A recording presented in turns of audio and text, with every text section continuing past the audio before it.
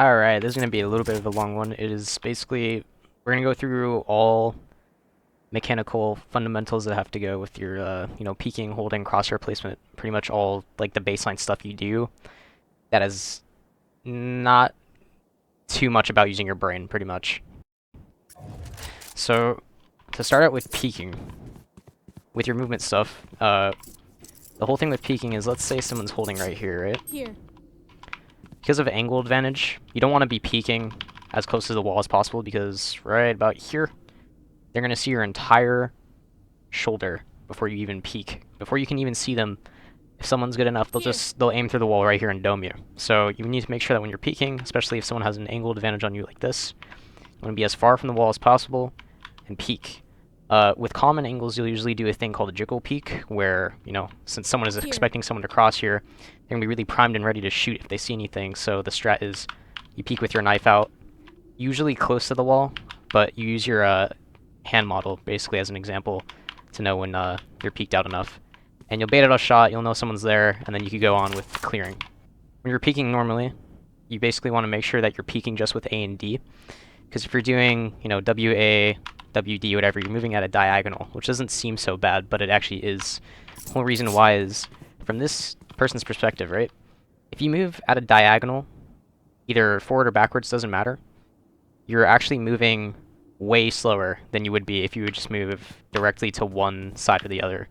I mean, you could even tell how it looks on my end of the screen, like, versus just moving like this. You move way faster. If you basically move at what's called like a T intersection almost, you have to imagine where the opponent is looking, and from their line of sight, you want to peek at a T, at a perfect T if you can. So, you got the line right here, and then you're the T that's peeking across. For angle advantage again, there's a thing called slow walk clearing or like fanning or whatever. This is actually really bad to do. Like pretty much every situation, for exception of just a few angles. So another common spot people will play for this area, for example, is right here, tucked in this corner a little off of it. But the thing is, they don't have the angle advantage because they're super close to this wall, so you're going to be able to see them first if you peek out all the way over there. In this situation, there's only exceptions to slow walk clearing when you have angle advantage like this, specifically when their angle advantage is like really bad, when they're super close to a wall or something. This is when you can fan, because if someone's tucked in that corner a little off to it, right about here, you would see their shoulder peeking out. They would not be able to see you. You could aim through the wall and just basically dome them. This is the only time you should do slow walk clears aside from that. If it's any other angle, you peek normally. Then when it comes to the crosshair placement side of things, when you're peeking, you need to make sure that you're pre-aiming through the wall. So, of course, you're aiming at head level. Head level would be about right here. Basically pre-aim through the wall, and you have to kind of get used to this through experience on how your movement is going to move your crosshair afterwards. Because your aim is at its best when you're basically at a standstill with your mouse. Okay, sorry, I had to edit this in. One thing I forgot for crosshair placement is when you're clearing those off angles, yeah, you do that pre-aim move thing. But when it comes to clearing common angles, you kind of want to headlock through the wall because it's a very specific point you're aiming at. It's going to be hard to get as accurate of a peek going on with your crosshair placement if you kind of just AD clear. So let's say this is the common angle you're expecting, right? Let's say this is also the common angle you're expecting. You'll headlock through the wall and track as you're peeking instead of doing something like this. Unless you can do it with your movement, if you're comfortable enough to get it with your movement, that's actually preferable because you'll be peeking at that T intersection we talked about better. Another reason you might want to do the headlock through the wall thing is because if you have enough information to kind of wide swing your last angle, because that's the angle where the guy's at, the issue with pre-aiming through the wall is your crosshair is going to be very, very, very far into the wall. So let's say you knew the guy was right here, right? You would have to aim your crosshair like all the way in here for your movement to adjust your crosshair to their head. And on the off chance they swing you while you're doing that, that's going to be a pretty hard shot to make. So those are the times where you try to head track through the wall. You should not be clearing, every angle like this, because if something pops out on your screen while you're moving your crosshair this direction, and now you have to move your crosshair this way, your brain's going to get jumped up. You're not going to know what to do. You're not going to make an accurate shot, and you're going to miss. So make sure that you're aiming from a standstill. Use your movement to basically move into whatever angle you predict someone to be. Say we're clearing this side, we do the same thing here. It's right on that ping. So basically, for every angle that is not a common angle, you're going to be doing this movement way of clearing, where you slice the pie pretty much very carefully and strategically, make sure that you leave no angles open. An important thing, though, is you'll see a lot of people kind of autopilot clear, which is where they pretty much don't think about what they're doing and they're just kind of doing it. And that's what causes, the reaction time to be so horrible when someone actually pops up on their screen. You'll see a lot of like lower ranked players do good clears, but they do it too fast for what they can realistically handle. So they'll do something like this. This is really bad, because realistically, like, this dude's not paying attention. He's more focused on keeping up the tempo of, tap, tap, tap with his peaks. He's not actually focused up at all if anyone pops up. That's why you see really good players like Ye, who's like the master of crosshair placement and peeking, where he'll kind of do this. He'll always make sure that he actually gives him a sec to place his crosshair on wherever he's pre-aiming, and then move. He doesn't do it at the same time. He doesn't do it super fast. He doesn't chain them back to back. He just simply, like, he actually gives him a sec. And that's another important thing you'll learn, is a lot of the important stuff in this game is patience. You have a minute 40 for the entire round, and in those lower ranks, within the first 20 seconds, whole team could be dead, because no one knows what they're doing, and they're just not, playing patiently enough. So when you're going to come up to a peak, basically something I learned from CSGO is you have to give yourself a second to mentally prepare, as well as set up your crosshair placement, of course, because if you're just running up to an angle, right, your crosshair placement most likely isn't going to be perfect. You're going to catch yourself being down here sometimes, and if you don't give yourself a second, you might just, aim way down too low when you're about to pre-aim. So you want to make sure, if you're running up to an angle, whatever, set up your crosshair, and then go. Like a realistic timing of that scenario would be like this.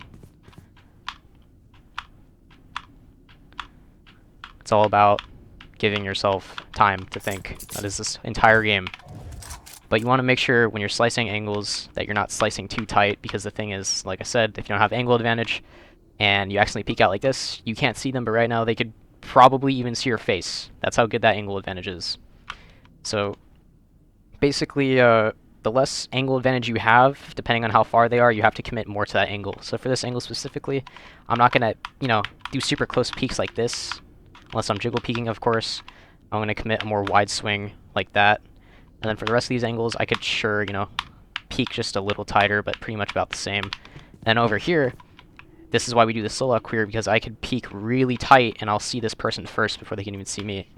But for example, another angle like market, you're not going to peek out that tight. You're going to peek out like here. You're probably going to be able to see the whole doorway. So you can actually see the enemy if they crossed over here. Because if you're peeked out this tight, whoever's over here, they can see you. Which is why you need to commit more to those angles. When it comes to holding angles, we'll go to the defender's POV, right? You know that this is a common spot, but there's things called aim angles pretty much. And these are angles you usually let your duelists take, because for one, they have the ability to take a shot. They have the ability to take a shot and get out. But duelists also kind of usually are expected to have that mechanical skill where they can, they can hit aim shots. Angles like these are aim duels entirely, because the entire enemy team is expected to peek from here. And at the end of the day, it doesn't matter if you get a pick or not. If you don't have the util or the capability to just be that good in general, even if you get a kill, you're going to get traded out because the whole team's there. It does not matter. This is a stupid fight to take. It does absolutely nothing. If one dies, even if they don't get the trade, doesn't matter. You still got 4 people trying to run it down on you. Unless you're genuinely just better. If you tested yourself in the very beginning of the game and within the first few rounds you know you can aim diff the entire team, then yeah, you take stupid fights like this. But if you're a duelist, you can get away with things like this. But if that's not your role, you want to leave this stuff up to other agents. Unless, you got something coordinated. Yes, you're going to smoke this cross, and then you maybe move in this corner, and you have a double hold going like this. But back to holding, sorry. When you're holding an angle, let's just ignore that this is a bad angle to hold for one. Crosshair's got to be off that wall. You don't want to keep it close. Unless you're 10s, don't practice that in game. You're going to start losing a lot of duels. You always keep your crosshair about, I'd say, off for a normal swing or slightly wider than normal swing. Because worst case scenario, they wide swing. You're just far out enough where you just have to click based on, average reaction time, whatever. And if they close swing, you always have a predetermined point on that wall where you basically just flick to that corner of that wall. It won't matter, and you'll hit them if they close swing.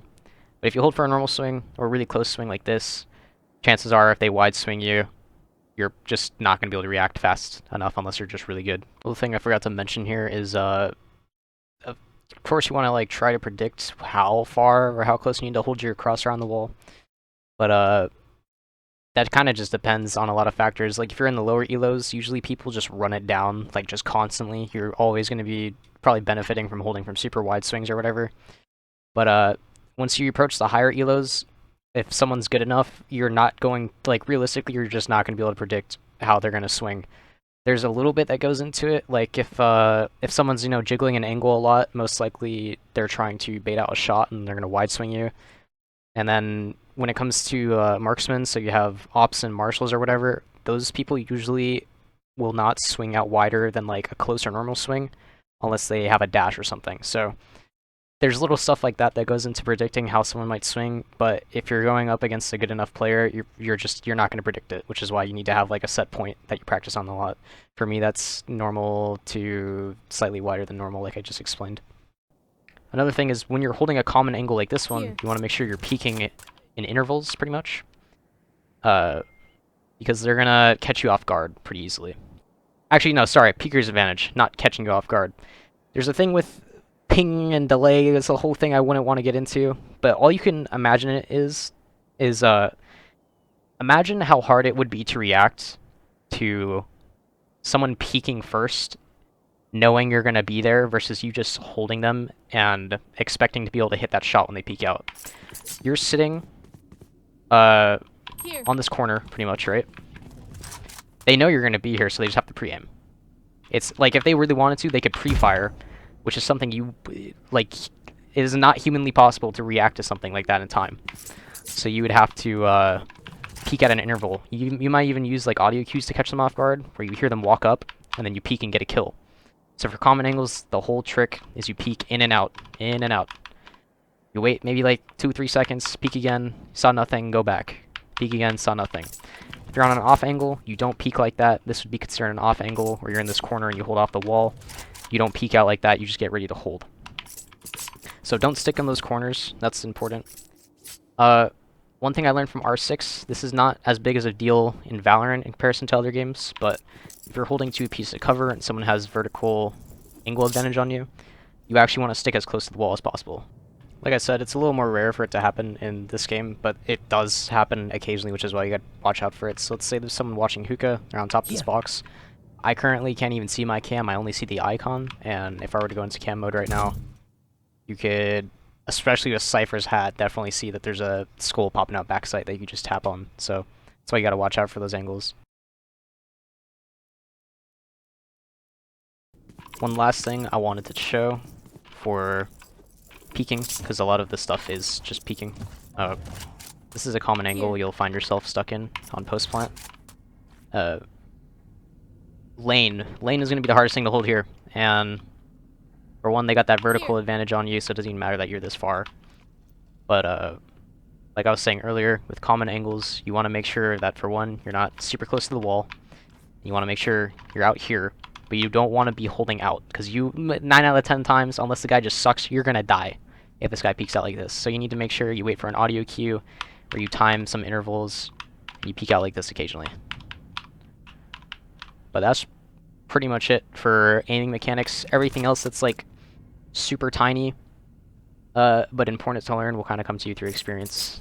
And the next video is going to be about all of, you know, the brain fundamentals for this game anyways, so